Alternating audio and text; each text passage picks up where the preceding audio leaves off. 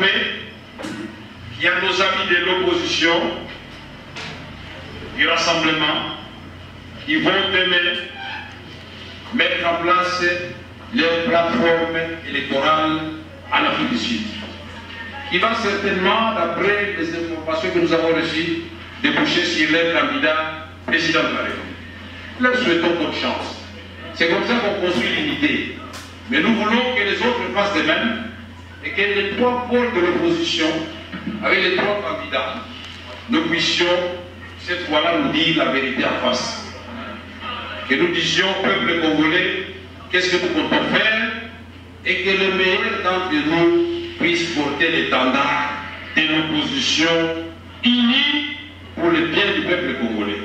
Ce n'est pas la personne qui est devant qui compte, mais c'est l'équipe que nous allons constituer ensemble pour l'opposition qui compte. Parce que nous allons vaincre, le peuple congolais nous regarde et il sait que de l'autre côté, on a déjà donné le carton rouge à la majorité présidentielle. Je ne vois pas un peuple en train de voter pour un pouvoir qui lui a refusé tous les droits et qui a pris toutes les ressources du pays pour son propre compte en laissant notre peuple dans une misère indescriptible. Le projet que nous allons construire avec les MLC et les amis de l'opposition, la femme aura sa place. Et ça sera un véritable état de droit. L'armée pour sécuriser le territoire national, la police professionnelle pour jeter des bombes lacrymogènes à la population, pour préserver l'ordre, la sécurité des biens et des personnes.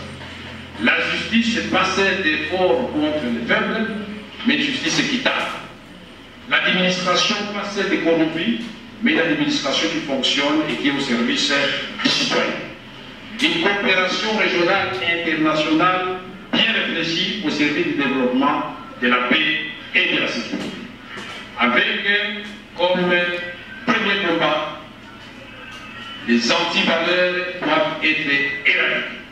Népotisme, tribalisme, corruption. Et mettre tout le monde au travail. Produire à manger pour tout le monde à travers le secteur de l'agriculture et donner du travail. Un logement décent, un système de prise en charge sanitaire digne de ce nom, peut copier le modèle de Nairobi, et que le peuple congolais ne se sente plus abandonné à son triste sort. Les maternités ou pililes des enfants pris en otage avec les mamans dans les couloirs, ça doit disparaître. Les mamans qui doivent accoucher, qu'on demande d'abord de payer, ça doit disparaître. Nos enfants malades, avec une maman désespérée, le médecin va les toucher les malades et ça doit disparaître. Les écoles, on chasse nos enfants parce qu'ils n'ont pas payé le minéral, ça doit disparaître. Voilà le Congo que nous voulons. Avec nos mamans et la grâce divine, nous allons y arriver. Encore une fois, maman Nicole et toute l'équipe de la ville de Kinshasa, Fédération des femmes, je marque de mots à la fois pour vous remercier et pour vous féliciter pour votre bravoure. Maman Nicole, avec votre équipe, j'ai posé la question au secrétaire général qu'il faut peut-être donner à quelqu'un des charges pour découvrir ses compétences. Cette maman m'a étonné positivement et je voudrais vous dire à vous toutes et à vous tous, chers jeunes, chers dames, présents dans cette salle, merci et que Dieu bénisse nos mamans, que Dieu bénisse la vie de la famille du Congo. Je vous remercie.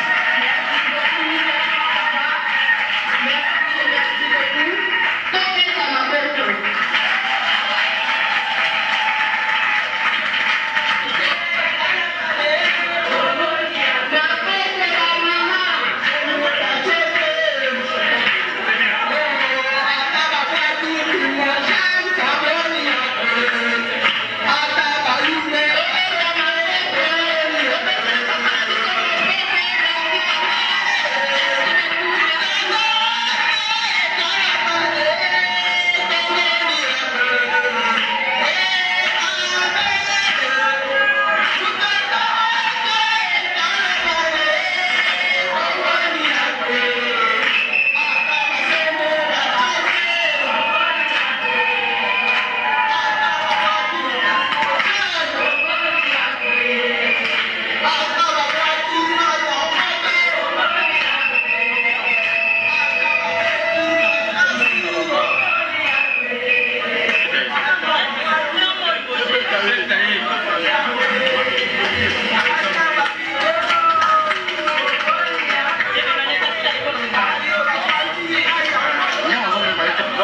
venus pas fêter.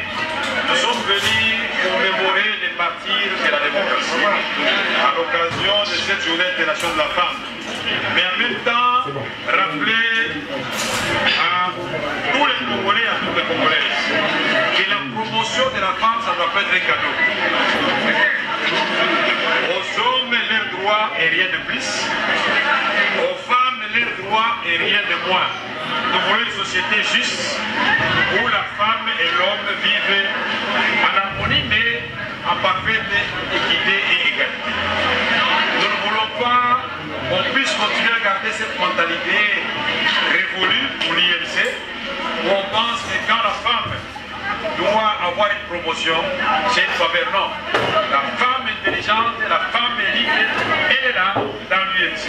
Professeur d'université, des licenciés, des mamans maraîchères, des femmes au foyer, toutes ces femmes-là ont un rôle à jouer et nous devons chacune, suivant ses compétences et son travail chaque jour, améliorer ses conditions. Nous avons saisi cette occasion pour rappeler que nos morts ne sont pas morts parce que leur sang va crier vengeance.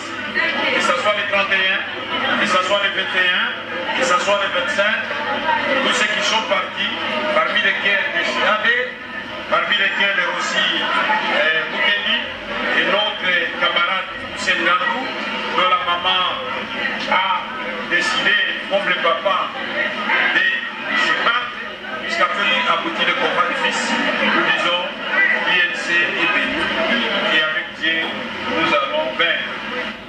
Journal le 8 mars, biso ba maman INC to fêter journal le 8 mars té.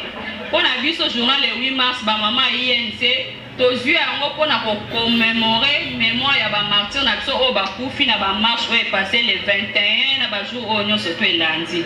Donc on a biso to fêter té to commémorer mémoire ya ba ndeko ba tiki biso. Bon biso lelo pona le 8 mars to célébrer na kati ya commémoration ya ba compatriotes na biso oyo bakufaki selon ba marche pacifique na biso. Bon, et cette journée où maman nyonso tour azozwa conscience en tant que maman congolaise pour na koyeba ndenge ya kozalela na kati ya mboka na kati ya ndaku mama na ndaku mpe na ndenge ya kozala mama malamu mpona mboka. Place na INC ndenge secrétaire général na biso alobi eza kozala mama eloko nga na kangi yango wana. Donc nous sommes les mamans. Ma maman INC, ma maman à Congo, nous gardons notre place de maman. La journée du 8 mars est une journée très importante dans l'univers. Pourquoi? Parce que c'est la date que l'ONU a choisie pour célébrer la femme. Mais cette célébration n'est pas une journée où on doit montrer la femme dans sa beauté, montrer la femme. Non, c'est une journée où on doit réfléchir sur les droits de la femme, sur deux volets. Un, quels sont les droits qu'on a déjà engrangés et quels sont les droits qui restent à conquérir. C'est ça le véritable sens du 8 mars. C'est la journée mondiale des droits de la femme. Et nous, à l'UNC, on a compris ça. On a compris ce postulat. En comprenant cela, on sait désormais qu'il faut rehausser les droits de la femme pour que la femme ne soit plus cet individu qu'on expose ou qu'on décore, mais qu'on prend selon la méritocratie et selon ses valeurs et ses potentiels. Sous le signe de la méditation, sous les signes de la commémoration des enfants qui sont morts pour la démocratie, des hommes et des femmes qui sont morts pour la démocratie, particulièrement notre sœur aspirante, notre enfant de l'UNC, Hussein Gandou, et surtout notre activiste des droits de l'homme, Roissy Mukendi, qui sont morts pour la République, qui sont morts pour cette démocratie qu'on doit absolument arracher. Alors l'UNC a estimé qu'il ne fallait pas spécialement fêter, parce qu'il n'y a pas lieu à fêter, en regardant ce qui se passe dans notre pays en ce moment-là. L'heure n'est pas à la fête, mais à la méditation, à l'introspection par rapport à ce qu'il faut faire pour que la démocratie entre effectivement dans ce pays. La place de la femme à l'UNC est une place extraordinaire. C'est une place qui exhorte à faire sortir en elle sa valeur, son potentiel.